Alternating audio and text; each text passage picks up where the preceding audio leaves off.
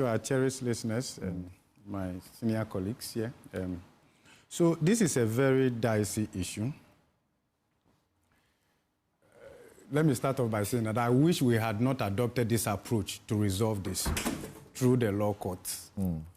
Because matters of religion and the role of the state and its organs in trying to resolve conflict or something, if it is not managed carefully, it could degenerate into all kinds of things. So, Samson, I want to look at this from 4 different angles. Okay. Permit me. The first one is the state partnership with the mission schools and the principle of ownership. I think if you look at the dynamics and what I've also followed, it looks as though the state coming in equates to ownership or confiscation of mission schools. That has to be established. I gather from other stakeholders that to the extent that you are getting funding from the state, support compromises your identity, sort of, and your ability to enforce your internal rules and all of that. I disagree with that. My considered view is that we should be moving towards a partnership between the state and private sector, whether religious bodies or whatever, that allows the state to promote development and still allow private entities with their interest to be promoted. Overall, it benefits the state. Why am I saying this? And of course, I'm saying this also bearing in mind that I understand where my Muslim brothers are coming from, right? And then I also share my experience, what I've also encountered over the years. Some decades ago, certain religious bodies and their push towards formal education was limited. That belief equally influenced how they made their investment. There were other religious bodies that felt that the way to go was education.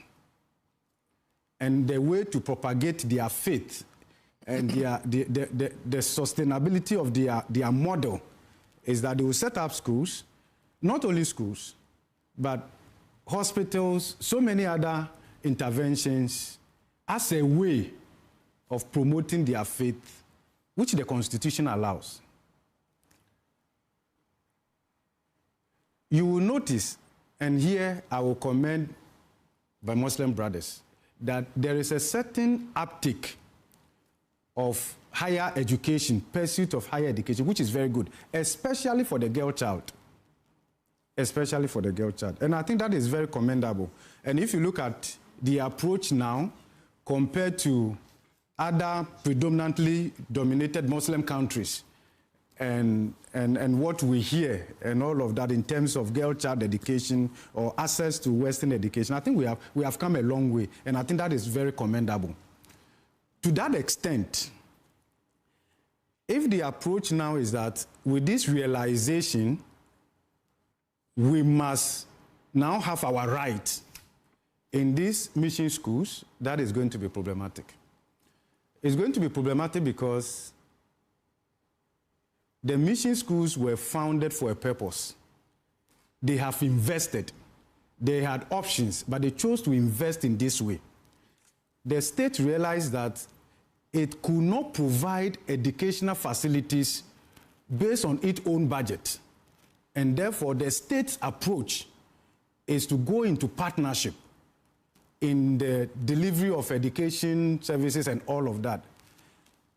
The principle of that partnership must be upheld to encourage private sector participation in the delivery of public services. And I'll give you a couple of examples, and where perhaps some people would think that we are majoring on the minor right now. As we speak right now, the educational facilities are overcrowded.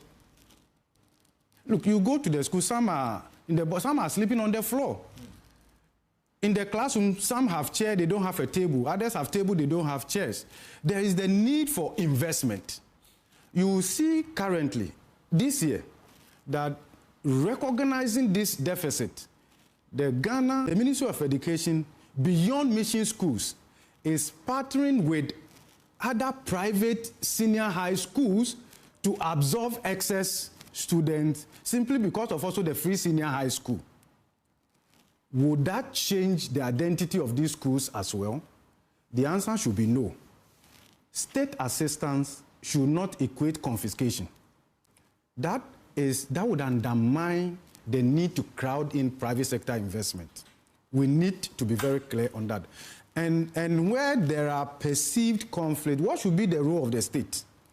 The role of the state and its organs should not be to take side in religious matters like this. That would be my prescription. I'm not a lawyer, forgive me. I hope I'm not going too much into this. Is that your suggestion, therefore, that when they file the suit, the Attorney General under law should file his arguments, he should rather stay back and not file anything? The state should uphold the principle underlining the partnership between government and mission schools.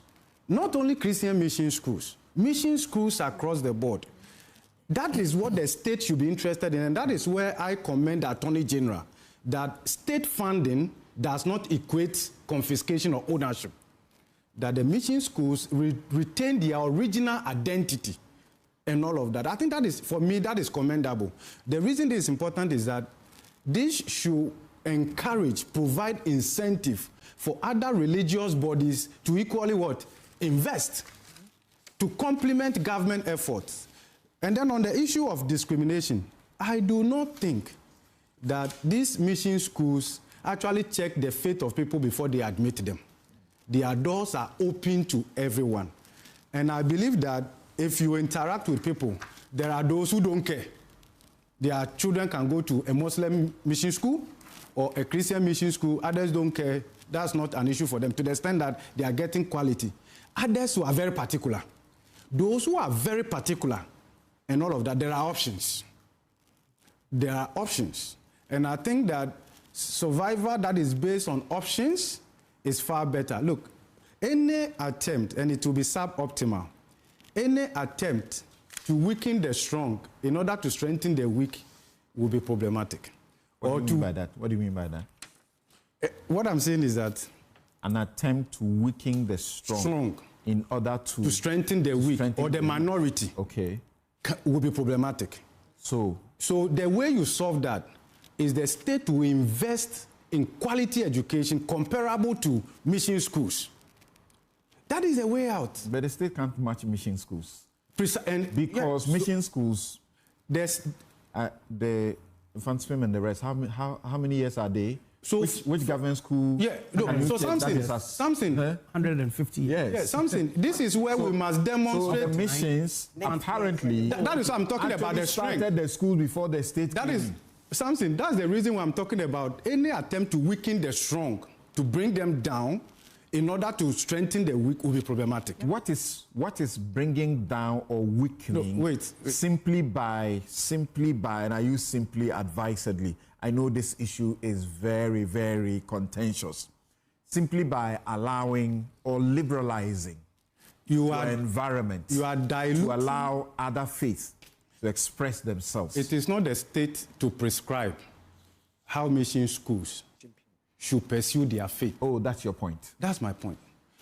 In a country like Ghana where we have different religious groups, look, there are others who believe that their faith requires that they don't wear any slippers. They walk barefooted. I hope you understand that. Because every place is a holy ground. There are different interests and all of that. And to the extent that, so the state's failure over the decades the point you just made got me, searching for a provision in my constitution.